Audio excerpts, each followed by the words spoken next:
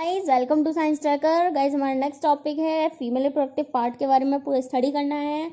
Male reproductive part के बारे में हमने आपको सब कुछ बता दिया था, ये कैसे बनते हैं एंड पॉलन तक बन चुका था। अब पॉलन का क्या है, स्टिग्मा पर आना है। तो स्टिग्मा क्या है, कैसे है एंड पिस्टिल क्या है, यहाँ जो नई नई टर्म्स दी हुई हैं, पिस्टिल, मेगा स्पोरेंजियम, एम्ब्रियोसेक, ये सब क्या है, स्टार्ट हो जाता है।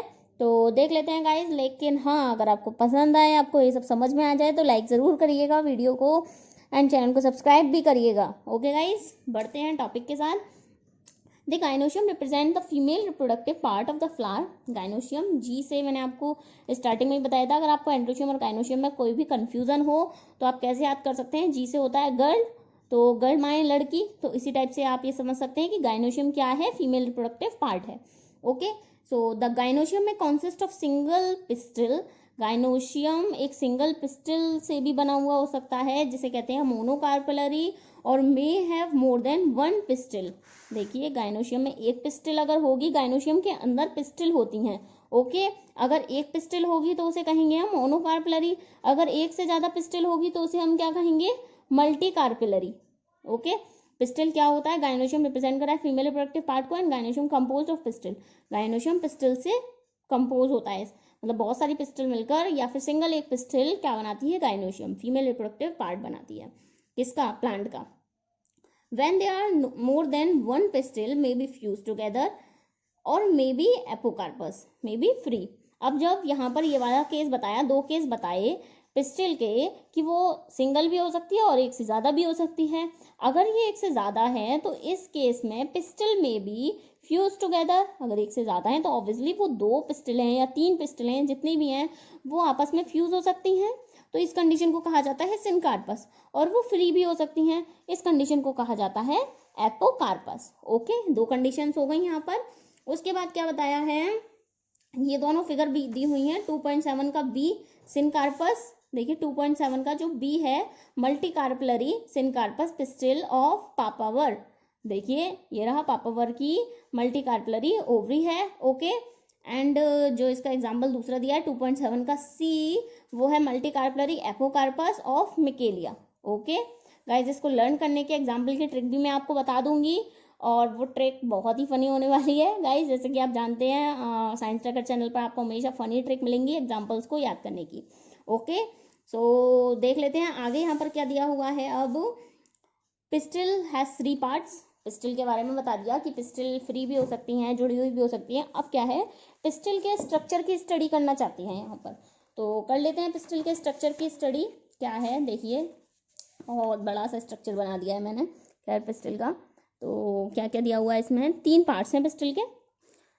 2.7 का ए स्ट्रक्चर, 2.7 का ए, ये वाला स्ट्रक्चर। ओके, सो इस स्ट्रक्चर को मैंने यहाँ पर अपनी कॉपी में बना दिया है और अलग अलग सबके बारे में लिख दिया है क्या क्या दिया हुआ है। Stigma serve as a landing platform for pollen grain. Stigma क्या है, ये एक लैंडिंग प्लेटफॉर्म की तरह काम करता है, मतलब यहाँ पर आकर पॉलन ग्रेन लैंड करता है यहाँ और फिर अंदर जाता है। ओके, सो जैसे ट्रेन, वो ट्रेन कह रही हूँ सॉरी, एरोप्लेन होता है ना, एरोप्लेन पहले एयरपोर्ट पर लैंड करता है, उसके बाद लोग वहाँ से निकलते हैं, तो ऐसे ही पॉलन ग्रेन इसमें अंदर यहाँ पर लैंड करेगा, फिर मेल गैमेटोफाइट अंदर जाएंगे। ओके, सो क्या हो गया, इसके 3 पार्ट स्टिग्मा के बारे में बता दिए। लैंडिंग प्लेटफॉर्म है पॉलन ग्रेन का। स्टाइल इज इलांगुएटेड, ऑब्वियसली स्टाइल दिखा रही है लंबी है तो स्टाइल दिखा रही है।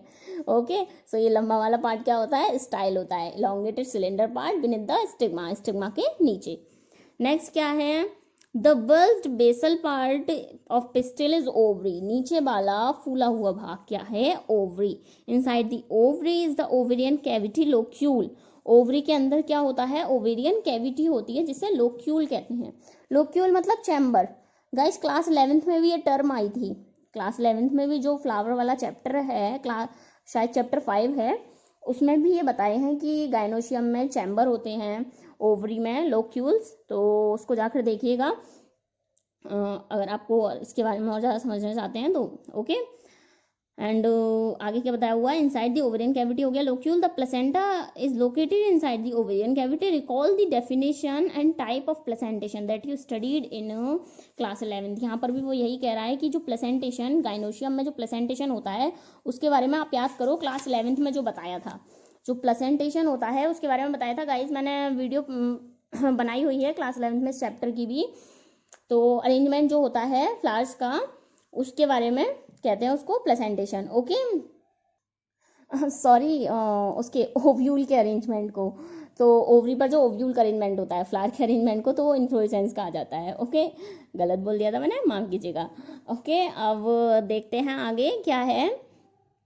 गायब हो जाता है क्योंकि इधर है इसलिए गायब हो गया। क्या दिया हुआ, बेसल पार्ट हो गया। The placenta is located inside the ovarian cavity, ये तो रिकॉल याद पढ़ तो लिया था, हद होती है। आगे क्या है, arising from the placenta are the megasporangia, placenta से क्या अराइज होता है, megasporangia commonly called ovules. Megasporangia को क्या कहा जाता है, ओव्यूल कहा जाता है। The number of ovules in an ovary may be 1, किस किस में होते हैं, वीट, पैडी एंड मैंगो में, और बहुत ज़्यादा भी हो सकते हैं, पपाया, वाटरमेलन एंड ऑर्किड में। ओके, तो देखिए placenta inside the ovarian cavity, ovarian cavity के अंदर प्लेसेंटा होगा।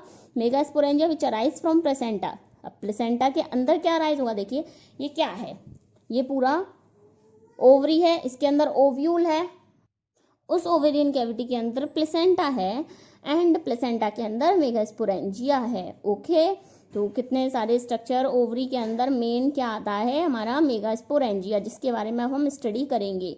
ओके, ओव्यूल इन ओवरी में बी 1 और मैनी, जो ओवरी के अंदर जो ओव्यूल्स हैं, मतलब मेगास्पोरेंजिया, यही मेगास्पोरेंजिया को ओव्यूल कहते हैं। ओके, तो यहाँ मेगास्पोरेंजिया लिख लो या ओव्यूल लिख लो, कोई प्रॉब्लम नहीं है।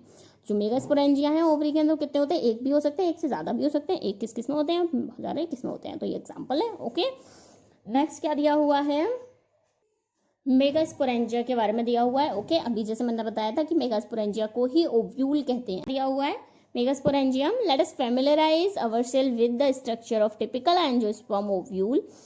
The ovule is a small structure attached to the placenta by means of a stalk called funicle. Guys, मैंने क्या किया है, यहाँ देखिए 3 स्ट्रक्चर बनाए हैं, कंफ्यूज नहीं होना, एक ही स्ट्रक्चर है ये ओव्यूल का। ठीक है, इस पूरे पैराग्राफ में क्या दिया हुआ है, इस पूरे पैराग्राफ में 3-4 टर्म्स बताई हुई हैं कि फ्यूनिकल क्या होता है, हाइलम क्या होता है, इंटेगुमेंट्स क्या होते हैं, माइक्रोपाइल क्या होते हैं, चलाजा क्या होता है, न्यूक्लियस क्या होता है, एम्ब्रियोसाइट क्या होता है। ओके, तो ये कितनी टर्म है, 1 2 3 4 5 6 7, ये 7 टर्म्स हैं। इन्हीं 7 टर्म्स को अलग अलग दिखाया है, अलग अलग लाइन्स में। अब वो एक साथ दिया हुआ है पूरे पैराग्राफ में, मैंने क्या किया है, पॉइंट वाइज उसको अरेंज किया है, एंड पॉइंट वाइज अरेंज करके अलग अलग स्ट्रक्चर के बारे में बताया है। देखिए हर लाइन में जिस स्ट्रक्चर के बारे में बताया वो मैंने उसको ब्राउनिश किया हुआ है। ठीक है, तो अभी जो हमने पढ़ा इस वाले पैराग्राफ में कि यहाँ पर क्या बताया है, ओव्यूल में एक स्मॉल स्ट्रक्चर होता है, प्लेसेंटा से अटैच होता है, और वो अटैच जो होता है वो एक स्टॉक मतलब एक डंडी से अटैच होता है, और उस डंडी को क्या कहा जाता है, फ्यूनिकल। तो ये क्या हो गया, ये डंडी है जो कि अटैच है, तो इसको क्या कहा जाता है, फ्यूनिकल। इसी के बारे में मैंने यहाँ पर अलग से डायग्राम बताया है, एंड इस डायग्राम में बाकी कुछ नहीं बताया मैंने। तो देखिए ओव्यूल स्मॉल स्ट्रक्चर है, ovule attach to the placenta by a stalk called funicle. ये क्या है, ये ओव्यूल है, एंड ये ओव्यूल जो है प्लेसेंटा से वो किसी भी टाइप से अटैच हो सकता है, वो चाहे तो ऐसे अटैच हो सकता है, वो चाहे तो सीधे अटैच हो सकता है, वो चाहे तो अपोजिट उल्टा अटैच हो सकता है। तो इसके भी टाइप्स होते हैं ओव्यूल के प्लेसेंटा से अटैच होने के, वो एनसीईआरटी में नहीं दिया हुआ है, ये हायर एजुकेशन में आता है कि जो ओव्यूल है वो किस टाइप से अटैच है प्लेसेंटा से, तो उनके अलग अलग नाम भी होते हैं। ओके, नेक्स्ट लाइन में क्या दिया हुआ है, the body of ovule fuse with funicle in the reason called hilum. जो बॉडी है ओव्यूल की वो किससे फ्यूज है, फ्यूनिकल से, और जो फ्यूज होती है उस एरिया को क्या कहते हैं, जहां पर ये फ्यूज होती है उस एरिया को कहते हैं हाइलम। तो ये ओव्यूल की बॉडी जो अटैच है फ्यूनिकल से, उस एरिया को क्या कहा हमने, फ्यूनिकल। ओके, जैसे कि एक गांठ टाइप स्ट्रक्चर होता है, 2 धागों को आपस में गांठ कर दिया जाता है, जो जहां पर वो गांठ जाती है उस स्ट्रक्चर को क्या कहा दिया, हाइलम।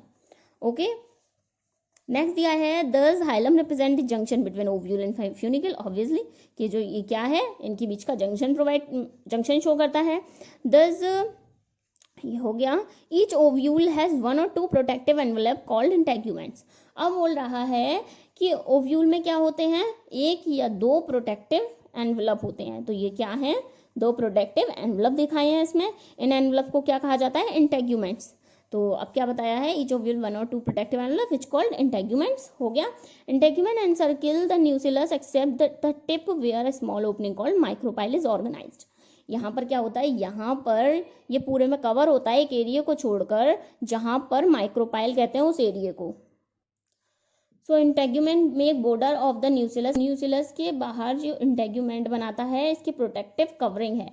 एंड ये कहाँ पर एब्सेंट होता है इंटेग्यूमेंट, एक एरिया पर एब्सेंट होता है, उस एरिया को माइक्रोपाइल कहा जाता है। ऐसी मेल गैमेटोफाइट में भी आप याद करिए, जो मेल गैमेटोफाइट था उसमें भी एक कवरिंग थी, प्रोटेक्टिव कवरिंग, वो कहाँ थी एक्साइन में। एंड वो प्रोटेक्टिव कवरिंग वहां से क्या निकाल रही थी, जर्म पोर्ट। ओके, तो कहीं ना कहीं कंपैरिजन है, खैर डिफरेंस बहुत है। वो स्पोरलिन थी, वो स्टोर करके रख रही थी, ये स्टोर करके नहीं रखा जा सकता इसकी हेल्प से, लेकिन आप कंपैरिजन थोड़ा बहुत उसको कंपैरिजन करके याद कर सकते हैं। ओके, थोड़ा कंफ्यूजन आपका दूर हो जाएगा, ज़्यादा कंफ्यूजन कर मत लेना। ओके, कंफ्यूजन को दूर करने के लिए मैंने बताया है। नेक्स्ट है integument encircle the nucellus except the where a small opening, इसके बारे में बता दिया। माइक्रोपाइल के बारे में हमने opposite the micropyle and chalazal end, अब क्या हुआ, दो टर्म्स बता दी। फ्यूनिकल माइक्रोपाइल के बारे में इसमें बता दिया, इसमें इंटेग्यूमेंट्स के बारे में बता दिया, माइक्रोपाइल बता दिया। ओके, नेक्स्ट बताया है अब चलाजा के बारे में। चलाजा चले जाएंगे हम, ठीक है, अब ये टॉपिक कंप्लीट होने वाला है, हम चले जाएंगे। तो क्या है, माइक्रोपाइल कह रहा है चलाजा, चलाजा कहाँ पर है, यहाँ पर तो क्या है, इसके माइक्रोपाइलर एंड के ऑपोजिट में होता है चलाजा। चलाजा क्या रिप्रेजेंट करता है, इसका basal part. Cell of nucellus है अबंडेंट रिजर्व फूड मटेरियल, यहाँ पर न्यूसिलस के बारे में बताया। न्यूसिलस में क्या होता है, अबंडेंट, बहुत सारा रिजर्व फूड मटेरियल होता है। और जो मेल गैमेटोफाइट था उसमें क्या रिजर्व फूड मटेरियल था, नरिश कौन कर रहा था, टेपिटम लेयर ही तो नरिश कर रही थी। ओके, अब नेक्स्ट क्या है, यहाँ पर बता दिया है उसके बाद, enclose within the integument is a mass of cell called nucellus, बता दिया न्यूसिलस के बारे में। सेल ऑफ द न्यूसिलस है अबंडेंट फूड मटेरियल, ये भी बता दिया। Located in the nucellus is the embryo sac और फीमेल गैमेटोफाइट, न्यूसिलस में क्या लोकेटेड होता है अंदर, ये जो न्यूसिलस है इसके अंदर क्या है, ये एम्ब्रियो सैक या फिर female gametophyte. An ovule generally has a single embryo sac formed from a megaspore. एक क्या बोल रहा है लास्ट लाइन में, बोल रहा है कि एम्ब्रियो सैक जो है वो मेगास्पोर से बना है। ये क्या है हमारा ओव्यूल, मेगास्पोर ही तो है एक, इसको मेगास्पोर या ओव्यूल कुछ भी कहा जा सकता है।